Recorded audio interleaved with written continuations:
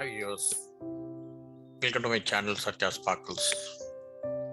This segment is part 8 of my capsule titled All That Glitters is Gold If Your Mind Believes So. The title for this segment is How Can Hate Help But Hatred Cannot? Before we get into the topic, just a brief introduction about myself for those who watch my channel for the first time.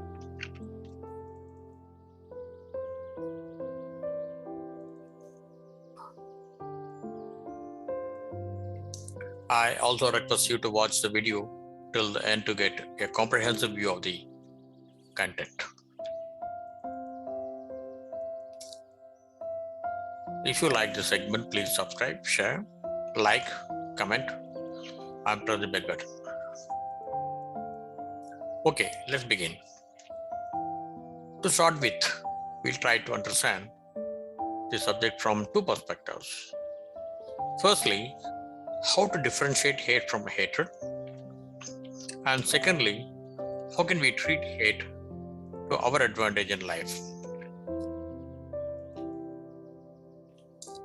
As has been generally perceived, hate is a strong and an extreme emotional dislike. It may trigger an intense feeling of anger or resentment. It can also be directed against individuals, including even close family members, religious groups or communities, countries, objects, behaviors, or ideas. Do you know who has been listed as the topmost hated person in America by BBC News recently? It is Martin Shelley. He committed a white collar crime by playing a dirty game with the life of AIDS patients. As the then head of the Turing pharmaceutical company, he willfully increased the price of the AIDS drug called Daraprim by more than 50 times overnight, from $13.5 per tablet to $750 per tablet. Martin is no longer be allowed to work in his industry after he has been released from the prison. He also had to pay compensation to his victims totaling $64.6 million.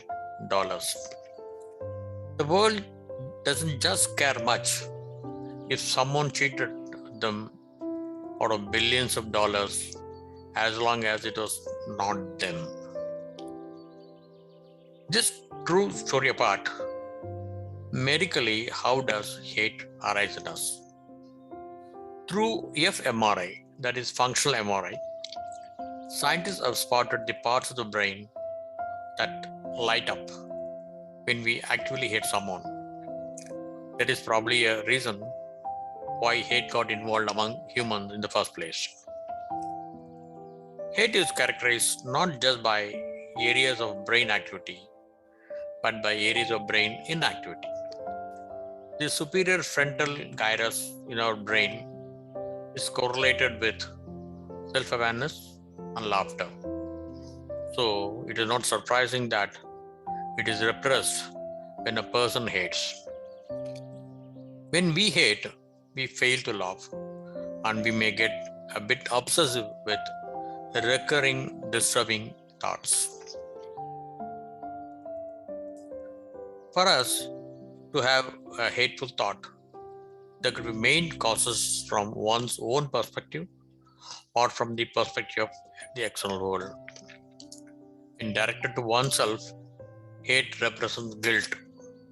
When directed to other people, hate represents pride. For example, some may generalize their assumptions and prejudices against a particular community. Due to this thinking, they develop some kind of dislike, leading to an emotional state of hate. This kind of intense hate, when turned into hatred, leads to communal riots sometimes. Other cause of hate can be inconsistency and incompatibility in our belief systems and value systems, our upbringing, intolerance, inability to take a stand, or cope with stressful situations. our inherent flaws in our strategy, tactics, and execution while dealing with conflicts at individual and organizational levels. It is not uncommon to see that especially the politicians and religious leaders give hate speeches to target a person or a group of people based on their social and ethnic group, such as race, age, ethnicity, nationality, religion, gender, ideology, and social class. There is also some question as to whether or not hate speech falls under the protection of freedom of speech in some countries. How can hate help? But hatred cannot. Let's also understand that hate by itself is the emotional and dynamic ability to respect ourselves and sustain our self esteem. If hate is objectively tracked, it produces a clear thinking and it strengthens a person's willpower. It supports the desire for solitude. In our life, we cannot tolerate others' stupidity and undesirable behavior all the time. It's our basic instinct to hate others' behaviors which negatively impact us. If their attitude and behaviors are illegal, immoral, or antisocial, as per our standards and convictions, we should filter, recognize, and treat them exclusively. Most of us hate a person as a whole and not just his or her specific attributes and behaviors. It's like pasting the peanut butter on the entire slice of bread. This understanding of addressing an issue and not the person per se is very important in any interpersonal relationship. The skillful way of using hate is to clear the mind of specific redundant attachments and desires. In life, we come to a conclusion at certain time that we should keep a safe distance with a particular person due to some reason. Buddha talks about four kinds of people we should keep away from: those who are greedy, those who prefer words than deeds, those who flatter, and self indulgent people who encourage others to get involved in immoral actions. With hate in disguise, parked in a corner of our mind space, we can keep away these type of people from us. This attitude allows us to get relief from disturbing thoughts about others at our will and to focus on other priorities in our life. Some emotions such as anger, fear, frustration may lead to such detachment. Hate as a healthy emotion make this possible in a positive sense. So far, we try to understand what is hate and its impact on individual and the society. Now, what is hatred then? Hatred is often associated with feelings of anger, disgust, or a tendency towards hostility. The key word here is hostility. When hostility sets in our mind, we tend to take revenge on others. When someone badly hurts or humiliates or cheats us, we may tend to think that the other person would pay a price for all the bad deeds in this life or in the next life, or God should punish him.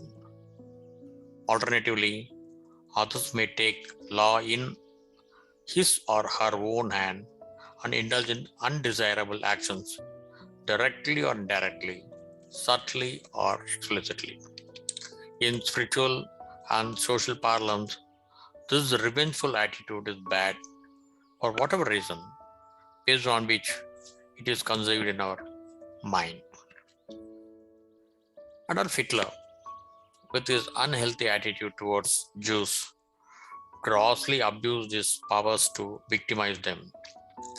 His strong and intense hate attitude toward Jews got percolated deep inside in his subconscious mind. This attitude progressively turned into hatred. To set an example, he blocked the bank account of Albert Einstein and confiscated his entire savings, the bank locker of his wife, and all his properties. He even burnt his research documents. And we all know the war crimes associated with his unhealthy hatred attitude. Once we develop our hostile thought to assume revenge attitude, we get into the emotional state of hatred. This is more dangerous than having a hate thought by itself. Hatred is a form of frustration, apathy, and animosity which boils within oneself. This establishes no healthy relationship with the world other than an aimless desire for destruction. So, hostility is the differential factor between hate and hatred.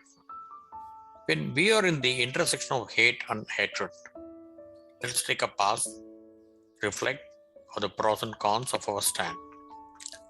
This is the very difficult but not impossible. Focus on the sufferings of others and turn to yourself to see how better you are. Resist asking the question, why me? Hatred once crept in, the only remedy is to replace it by love, kindness, and compassion. Nothing else works. It takes at least two people to make a prison. One is the prisoner, the other one is the jailer. Both are physically present inside the jail. The jailer has to be alert and vigilant all the time. He will never be free until the prisoner is inside. Here, the prison in our mind is our mind. The prisoner is the hatred attitude, and we play the role of a jailer. So it is up to us to decide how soon we want to be free from our mental prison and enjoy the life.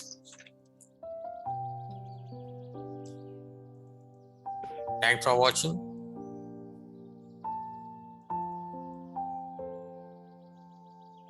Please like, comment,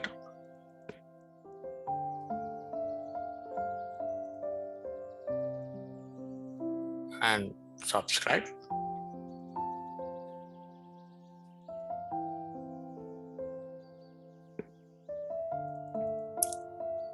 So see you soon in my next video. In the meantime, this is Satya signing off. Goodbye.